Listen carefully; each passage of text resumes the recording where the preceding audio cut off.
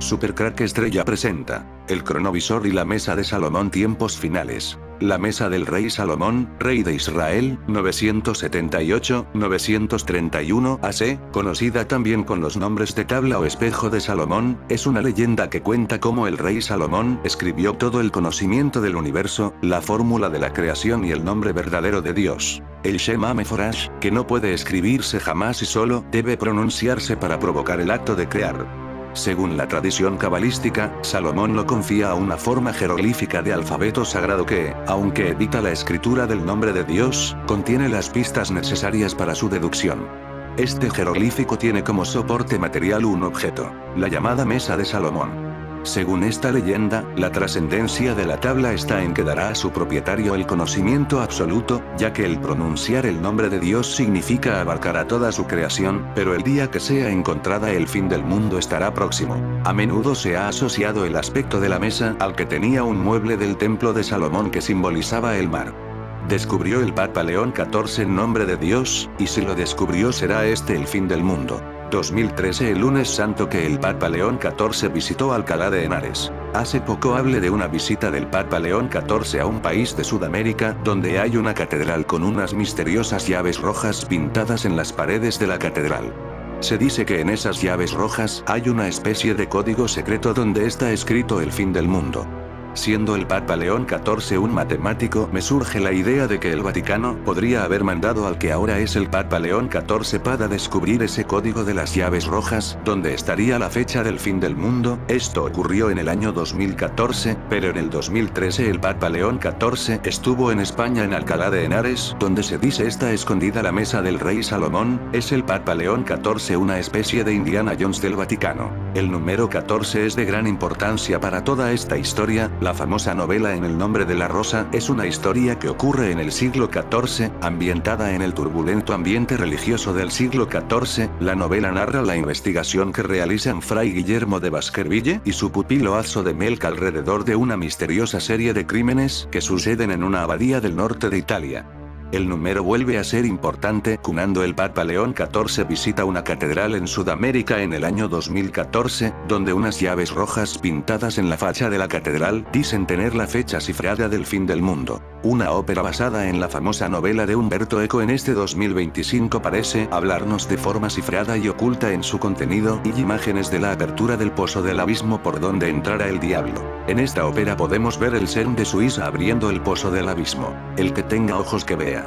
No que queda mucho para que las élites satánicas se quiten las caretas. Era, indudablemente, una misión nada desdeñable habida cuenta del inmenso éxito que el libro suscitó desde su publicación en 1980 y de su inolvidable versión cinematográfica de 5 años después, con Sean Connery en el papel de aquel sagaz fraile franciscano. Sin embargo, tras 4 años de trabajo, el compositor ha logrado concluir la redacción del libreto. El resultado es una ópera en 2 actos, de casi 3 horas de duración y todo lo necesario para ser una gran obra, asegura el músico. El misterio del Monte Zulema. ¿Está la mítica mesa de Salomón en Alcalá de Henares? El gran Miguel de Cervantes, en el capítulo 29 de El Quijote, alude a una leyenda que él mismo pudo escuchar como buen alcalaíno que era. El mayor embajador de nuestro país menciona a un moro musaraque que yace encantado mientras monta en una cebra alfana en la cuesta Zulema, muy cerca de Compluto. Evidentemente Compluto hace referencia a las ruinas de Complutum, la Alcalá de Henares romana. Pero lo llamativo de esto es que se trata de una alusión a una historia que está íntimamente vinculada a uno de los grandes enigmas de la historia. Misterio en forma de objeto de poder que, según la tradición, estuvo en España y después desaparece. Hablamos de la mítica mesa de Salomón, de la que se ha dicho de todo.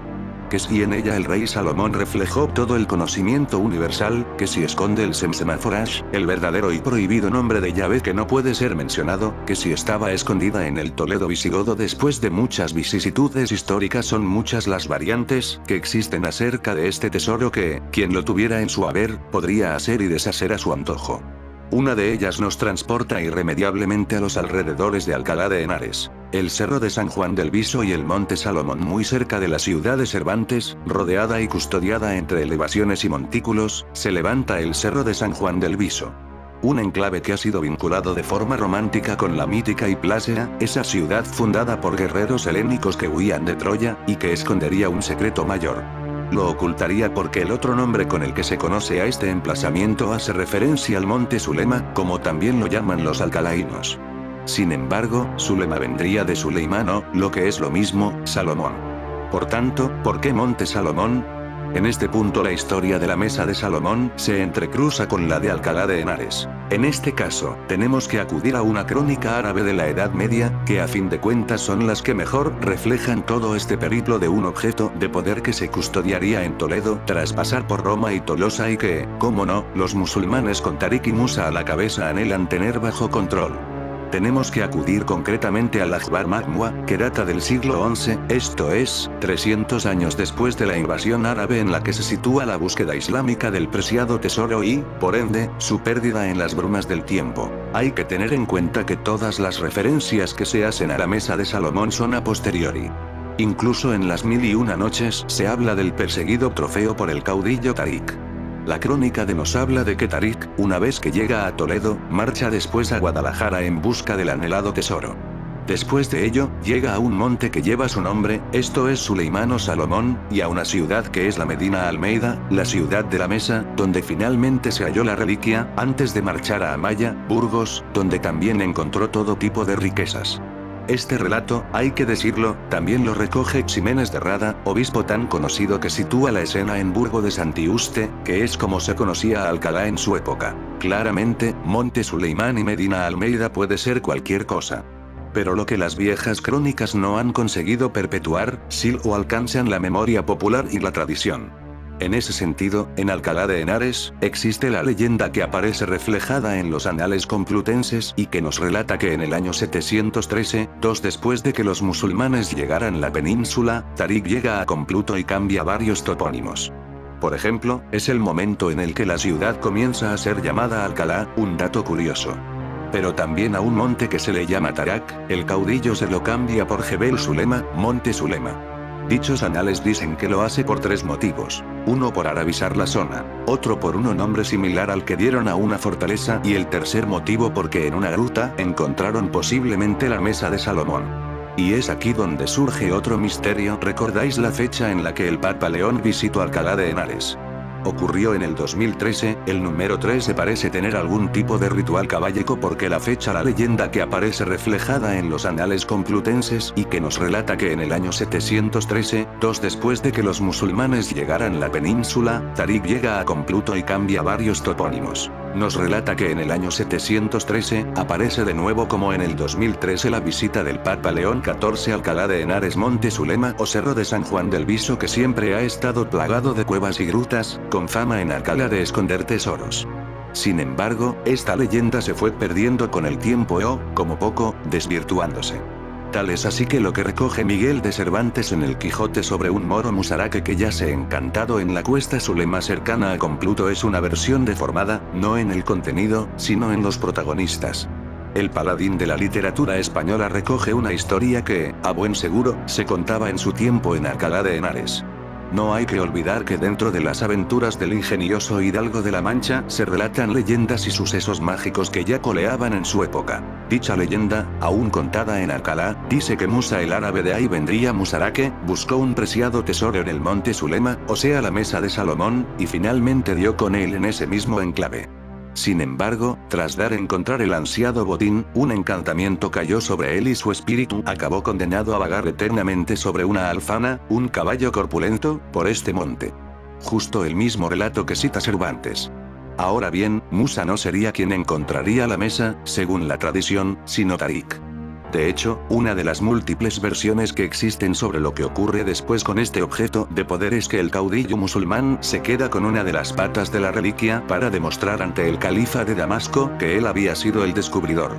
Es así que la narración alcalaína cambia el nombre de los protagonistas, aunque mantiene latente lo sustancial, que en el Cerro de San Juan del Viso, también conocido como Monte Zulema, un enigma histórico tiene un capítulo más. La diócesis de Alcalá recuerda la visita de Robert Prevost, siendo prior general de la Orden de San Agustín en 2013, el sacerdote Robert Francis Prevost, ahora el Papa León XIV, estuvo en Alcalá de Henares siendo prior general de la Orden de San Agustín, como recuerda en su web la diócesis de Alcalá. El entonces sacerdote visitó el monasterio de Agustinas Contemplativas de Nuestra Señora de la Consolación, ubicado en la calle Gallo, en la ciudad complutense. El recuerdo se remonta al 25 de marzo de 2013, lunes santo de aquel año. Sin previo aviso, el timbre del convento sonó. La hermana tornera fue quien atendió. Vino y me dijo: «Madre, dice que es el prior general», y yo le respondí: «Eso es una broma». Pero insistió. Así que Sor Rosa María decidió acompañarla. Y ahí estaba. Sonreía con una paz y dijo: «Sí, soy el prior general», y era él. Le invitaron a pasar. Venía solo. Pensábamos que lo acompañarían su secretario o algún padre de Madrid, pero no. Nos dijo: «No, no hermanas, vengo solo.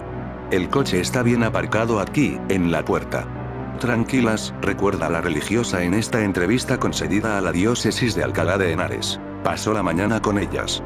Compartió tiempo, escuchó con atención y se interesó por la comunidad de religiosas contemplativas. Transmitía una paz, un saber escuchar, indica Sor Rosa María. Venía de un largo viaje por la India y Filipinas, donde había visitado comunidades y vocaciones. Habló con nuestras hermanas de la India, Sor María Jesús y Sor María José, sobre Kerala, de dónde son ellas. Estas religiosas no imaginaban lo que iba a suceder este pasado 8 de mayo de 2025. Nos llamó una señora conocida y dijo: «Ha salido fumata blanca a ver quién ha sido elegido papá». Cuando dijeron el nombre del cardenal Robert Francis Prevost dijimos: «¿El nuestro?». La emoción sigue viva en su recuerdo. Ha pasado por aquí, ha recorrido estos muros. ¡Qué gran bendición! La mesa del rey Salomón. Pues sí, uno de los grandes tesoros de la antigüedad fue encontrado en nuestra ciudad. La bellísima mesa del rey Salomón, llena de incrustaciones de perlas, esmeraldas, corales y demás piedras preciosas. Según cuenta el historiador Ibn Abd al-Hakam, que vivió en el año 880, el gran caudillo Tarik, a su paso por Complutum en el 713, localiza en lo que él denomina Faray, a 2 días de Toledo y camino de Guadalajara, la famosa mesa de Salomón. Esta sería la razón por la que el desfiladero que conducía a la famosa mesa en el monte Ojebel Suleimán, acabó denominándose Cuesta de Sulema. La mesa del rey Salomón es uno de esos artefactos legendarios que ha dejado una huella profunda en la historia y en el imaginario colectivo. Esta mesa, asociada al poder ilimitado y al conocimiento divino, ha cautivado a civilizaciones enteras, reyes y sabios a lo largo del tiempo. La mesa de Salomón es mucho más que una pieza de mobiliario, es un talismán vinculado tanto a triunfos como a tragedias, un objeto rodeado de enigmas que ha sido objeto de búsqueda y deseo a lo largo de los siglos. Para poner en contexto la mesa de Salomón, tenemos que conocer en primer lugar a David, segundo rey de Israel, de origen muy humilde ya que era pastor, metáfora muy clara de su futuro trabajo encomendado. Se dice en el Antiguo Testamento que fue el mismísimo Yahvé el que le ungió para dirigir al pueblo elegido. Se dice de él que era justo, valiente y apasionado, pero lo que más destacó de su vida fuera de sus dotes como gobernante, fue su pasión por la poesía y la música. De hecho, en sus representaciones se le puede ver acompañado de un arpa como elemento más representativo. Su gran sueño fue la construcción de un gran templo para su pueblo, un lugar sacrosanto donde se dieran cita lo humano y lo divino, el receptáculo de Dios, y se quedó en eso, en un sueño que no llegó más que sus deseos. Con el tiempo vino su hijo Salomón, el rey más sabio de Israel, y con lo del conocimiento al que se le atribuyen la autoría de varios textos bíblicos. Él fue el que materializó el sueño de su padre y con unas medidas muy concretas, comienza la erección del templo en el siglo X a.C., el primero de los 2 que ha visto la historia en el mismo lugar. Para esta construcción se dice que utilizó un anillo de propiedades mágicas con el cual podía dominar a hombres y animales, quedando toda fuerza sometido a él, pero además desplegaba un poder mágico para invocar a los espíritus de los elementos, genios y diablos y ejercer poder sobre ellos haciendo de estos seres, efectivos obreros para acortar el tiempo de edificación. Detengámonos un momento en este objeto, ya que en el anillo se dibujaba un hexagrama o estrella de 6 puntas, formada por 2 triángulos equiláteros entrelazados, uno mirando hacia arriba y otro hacia abajo. Con ello también sellaba la alianza que ha de existir entre el cielo y la tierra, el equilibrio de las fuerzas, y el deseo para que la protección de Dios estuviese vinculada al pueblo elegido. Lo humano y lo divino se conectaban simbólicamente con este anillo. Y en el monte Moria el templo al fin fue construido, y sus riquezas aumentaron con el paso del tiempo, y el tabernáculo pudo descansar en un lugar fijo para ser el espacio más sagrado por el pueblo de Israel. En este lugar se concentraron varios objetos sagrados y de poder. Más allá de la importancia ritual o religiosa, sus capacidades sobrepasaban cualquier límite que concibiera mente humana. El primer objeto por importancia fue la menorá, candelabro fabricado en oro de 7 brazos que simboliza las 7 disciplinas del conocimiento por las que el hombre puede llegar a iluminarse y conectar con Yahvé. Otro de los objetos era el Arca de la Alianza o Arca del Convenio, en cuyo interior se encontraban las tablas de la ley, la vara de Aarón y algo de maná. Además se nos habla de una mesa que desde el punto de vista litúrgico se hace llamar Mesa de los Panes de la Presencia. ¿Será esta la conocida como Mesa de Salomón? Nuestra misión en este artículo será hablar de la mesa en su aspecto mágico, y desde esta perspectiva podemos definirla como un espejo en el que se reflejaba cualquier espacio conocido en el pasado, el presente y el futuro, un cronovisor con el que el auténtico dueño de la mesa, aquel que supiera activar todas sus capacidades, poseería un poder sin límites, propio de los dioses. Además en la superficie de la mesa estaba escrito el Shema Meforash, el inefable nombre de Dios. En la religión judía a Dios no se le nombra de manera directa, sino que se le define según sus atributos. Uno de ellos es el inefable, aquel que no se puede nombrar o el que no tiene nombre. Parece contradictorio, ¿no? Pronunciar aquello que no se puede pronunciar es el objeto de este rito. Una vez al año, y solo por el sumo sacerdote, se susurraba el nombre de Dios, y así se conseguía que durante todo un año, Yahvé protegiera al pueblo de Israel, un rito de suma importancia ya que reforzaba la alianza entre Dios y el hombre, lo visible y lo invisible, y que se llevaba a cabo dentro del templo y en el más absoluto de los secretos. Con la tecnología de esta mesa del rey Salomón, y haciendo ingeniería inversa, el Vaticano fabricó en los años 50 un cronovisor que realizaba imágenes del pasado. Tras la destrucción del primer templo de Salomón en Jerusalén por las tropas babilónicas en el año 586 a.C., los tesoros del templo, incluida posiblemente la mesa del rey Salomón, fueron llevados a otros territorios. Siglos más tarde, tras la derrota del Imperio Romano por los visigodos bajo el mando de Alarico I en el año 410 después de Cristo, las riquezas saqueadas, incluidas las de Roma, llegaron a Toledo, la nueva capital del reino visigodo. Según algunos documentos, entre estos tesoros se encontraba la mesa de Salomón, la mesa del rey Salomón y Toledo. Toledo, la ciudad imperial y antigua capital visigoda, ha sido señalada como el último lugar donde podría haberse escondido la mesa del rey Salomón. Los visigodos habrían llevado este y otros tesoros sagrados a la ciudad, donde se protegían en templos y fortalezas. Incluso en las ceremonias de coronación de los reyes visigodos, la mesa se utilizaba como un altar sagrado. Esta vinculación ha hecho que la mesa de Salomón en Toledo sea un misterio fascinante para arqueólogos y estudiosos. Pero si hay una teoría que verdaderamente nos puede sorprender, es la que apunta a una ermita visigoda de nombre Santa María de Melque, en las estribaciones de los montes de Toledo. Un lugar definido como el Escorial visigodo del centro de la península, un lugar con mucha atracción y magnetismo, donde la visita se convierte en una experiencia casi mística por ubicarse en una zona aislada y poder respirar un aire limpio y a la vez cargado de secretos y misterios, un lugar en definitiva mágico donde uno intuye que puede haber mucho más de lo que se muestra. Por si esto fuera poco, este enclave se acompaña a pocos kilómetros de allí, de la presencia de una fortaleza medieval, que perteneció a la Orden de los Caballeros Templarios, conocida como Castillo de Montalbán, fortificación muy estudiada pero que al día de hoy sigue poniendo en jaque a los expertos, ya que no se ha logrado explicar con satisfacción un sentido estratégico en el lugar donde está ubicado. Esta teoría está avalada por los estudios de José Ignacio Carmona, experto en cultura judía y su conexión con la ciudad de Toledo.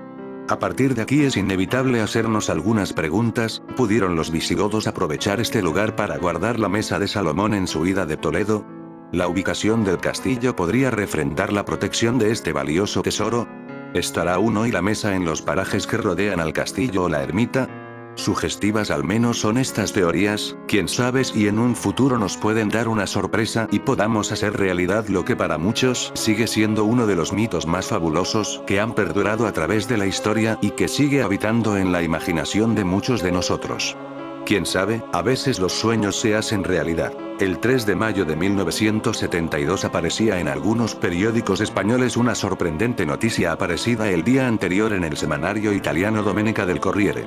La noticia decía que un grupo de 12 científicos, cuyas identidades siempre se han mantenido en secreto, encabezados por el padre Pellegrino Alfredo Maria Ernetti, un monje benedictino, habían inventado una máquina capaz de ver el pasado. El cronovisor o la máquina visionadora del pasado fue un proyecto científico desarrollado por un grupo de sacerdotes como Luigi Borello, Agostino Gemelli, Alfredo Ernetti, y otros, que fue financiado por el Vaticano en la década de 1950 y que consistía en la construcción de un aparato que podía ver y oír imágenes y sucesos del pasado, incluyendo escenas de Jesús de Nazaret.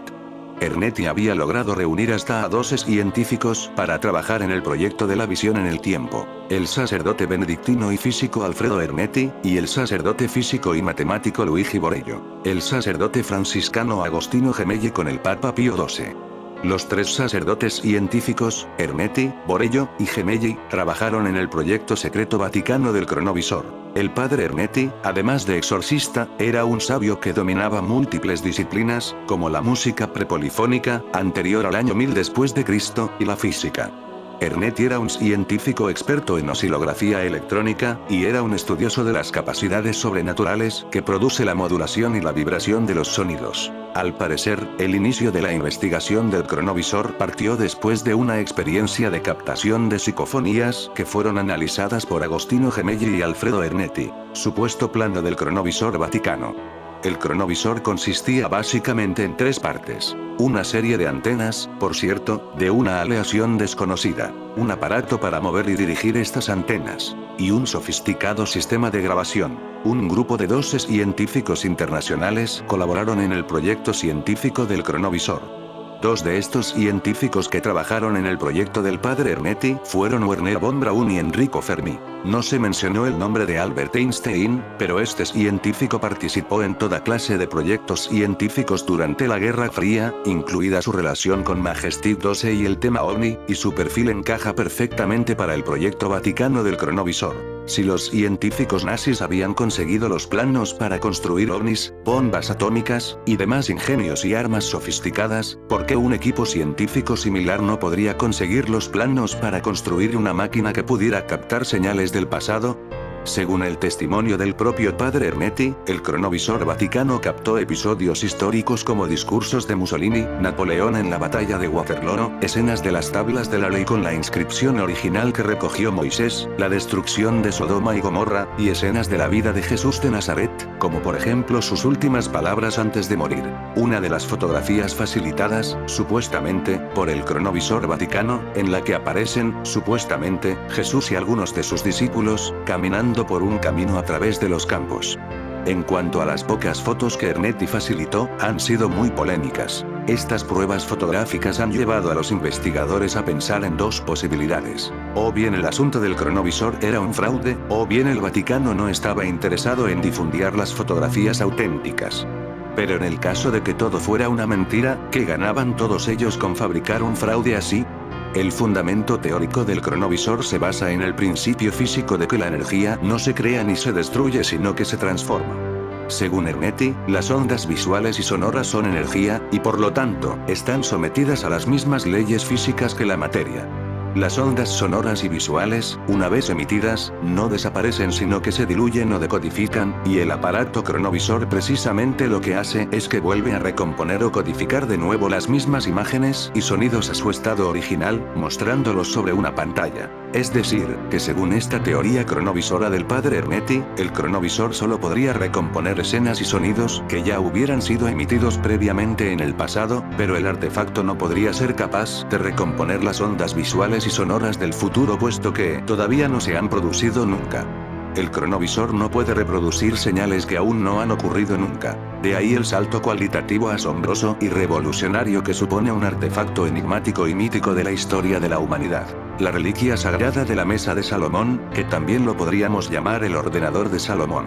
puesto que la mesa de Salomón es una máquina avanzadísima capaz de ver y oír tanto las escenas del pasado como las escenas del futuro. Pero además no solo eso sino mucho más. Porque la mesa de Salomón no solo ve en el tiempo, sino que además hace, es decir, construye, transformando los planos y los proyectos en materia real. De ahí que el rey Salomón construyera muchos objetos con la ayuda de su mesa, como por ejemplo oro puro de Ofir, vehículos voladores, o cualquier otro tipo de objeto. Según las antiguas leyendas árabes, recogidas por ejemplo en libros como Alí Baba y los 40 ladrones y las 1001 noches, la mesa de Salomón consistía en una mesa que sujetaba un espejo mágico, y a través de ese espejo, se podían ver imágenes de otras épocas. Esta sería una descripción antigua propia de testigos de un tiempo muy remoto, que han visto imágenes en una pantalla parecida a una televisión pero que no saben qué es exactamente. Sería un caso parecido a una persona del año 3000 a.C. que se queda muy sorprendida al ver una televisión moderna. La tecnología que manejó el rey hebreo Salomón era mucho más avanzada que la tecnología que manejó el grupo de científicos que trabajaron en el proyecto del padre Ernetti, puesto que la sabiduría que tenía Salomón era una sabiduría sobrenatural que Dios Yahvé le concedió al rey de Israel. Al final, cuando la noticia de la existencia del cronovisor salió al público en muchos medios de comunicación, el Papa y la cúpula gobernante del Vaticano dieron órdenes de confiscar el invento de Ernetti y de guardar silencio absoluto sobre el asunto de la máquina visora del tiempo, prohibiendo al padre Ernetti y a su equipo científico volver a hacer ningún tipo de declaración ni comentario más sobre este asunto ni a la prensa ni a nadie. El cronovisor fue clasificado como Materia Secretum Omega, que es el máximo secreto para el Vaticano. El sacerdote católico Francesc Francois Brune, experto en técnicas de transcomunicación, conoció al padre Ernetti en 1964, 8 años antes de que se destapara la noticia del cronovisor en la prensa, y fue siempre un gran amigo personal de Ernetti. Se dice que Brune recogió el testamento de documentos de Ernetti. Brune, evidentemente, tiene mucha información, pero sobre todos los sacerdotes católicos pesa una orden expresa del Papa de no hablar del cronovisor. Según Francois Brune, Ernetti no confiaba mucho en el Vaticano y depositó copias de los planos del cronovisor ante 2 notarios, uno de Suiza y otro de Japón. Brune también ha declarado que el cronovisor no podía coger primeros planos en sus imágenes, sino planos generales, por lo que las fotos difundidas no habrían sido auténticas. En el monasterio benedictino de la pequeña isla de San Giorgio Maggiore, en Venecia, es en donde creen algunos investigadores que permanece guardada la máquina de la cronovisión vaticana, desde que el Papa Pío XII ordenó su secreto, ya que aquí Alfredo Ernetti pasó una gran parte de su vida. En el caso de no estar aquí, estaría en el Archivo Secreto Vaticano. La tecnología actual de computadoras está intentando imitar la interfaz y la tecnología de la mesa de Salomón, fabricando mesas computadoras con pantallas de superficie, que puede tener múltiples usos, desde didácticos, ilustración de proyectos de empresas, pantallas interactivas, de uso táctil, para varios usuarios a la vez, y también para juegos de mesa en locales de ocio, etc. Esta tecnología de computadoras de superficie ya está siendo desarrollada por las fuertes compañías internacionales de computadoras y software como Microsoft Corporation. Y algo seguro demostró la historia del cronovisor fue que al Vaticano no le interesa que se haga pública una máquina capaz de mostrar a la gente la verdad de lo ocurrido durante toda la historia pasada de la humanidad. Porque entonces se conocerían todas las miserias, mentiras, estafas y crímenes perpetrados por todos los poderosos de la historia, incluido el Vaticano. Por lo tanto, es normal y natural que el Vaticano tampoco esté interesado en sacar a la luz pública un instrumento prodigioso como la mesa de Salomón, ya que no quiere que se descubran sus vergüenzas históricas, ni quiere tampoco que la gente llegue a saber la verdad sobre cualquier cosa, pues eso podría invertir el orden de las cosas, e incluso cambiar la civilización actual. Para el Vaticano, la mesa de Salomón es mucho más peligrosa aún que el cronovisor del padre Ernetti, porque es un artefacto mucho más potente y puede ver el futuro además del pasado. Por eso el secreto de Toledo, que se guarda en la cueva de Hércules, está clasificado por el Vaticano con el máximo secreto, Materia Reservada Vaticana Secretum Omega. León XIV podría estar emparentado directamente con Víctor Prevost, fundador de la Société Française de Bienfaisance de Huelva. Aquel hombre era también director de la Société Française des Spirites de Huelva, SFPH, vicecónsul honorario de Francia en Huelva y uno de los fundadores del Colegio Molière de la capital onubense. Cabe recordar que el Papa visitó la diócesis de Huelva hasta en 2 ocasiones como superior de la Orden de San Agustín, dado su buena relación con el vicario general, Emilio Rodríguez Claudio. Y esto nos lleva otra vez a la mesa del rey Salomón. ¿Sabías que la mesa de Salomón, una reliquia sagrada buscada en Jaén durante siglos leyenda? Escritores e investigadores defienden que el preciado objeto, guardado originalmente en el templo de Jerusalén, fue escondido en la provincia tras la caída del reino visigodo a mano de los musulmanes en el año 711. La mayoría de teorías sitúan la mesa, que contendría la clave del funcionamiento del mundo, en algún lugar secreto de la catedral de la capital, aunque su única copia está en Arjona. Un papa muy ligado a Castilla y León. En el resto de España, destacan las visitas del nuevo pontífice a Castilla y León. En 2002 visitó el colegio Nuestra Madre del Buen Consejo de León y durante su estancia fue nombrado miembro de honor de la Asociación de Antiguos Alumnos. Como quiera que sea, la mesa del rey Salomón fue a parar a las Españas, perdidas por unos pueblos y ganadas por los otros, desde los romanos a los visigodos y de estos a los árabes.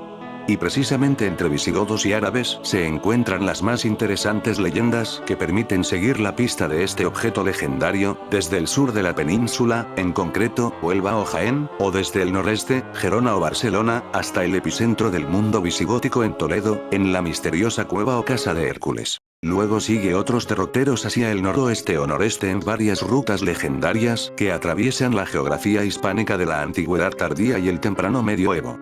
Conste que andamos siempre, y más en este caso, en busca de objetos mágicos de tipo iniciático.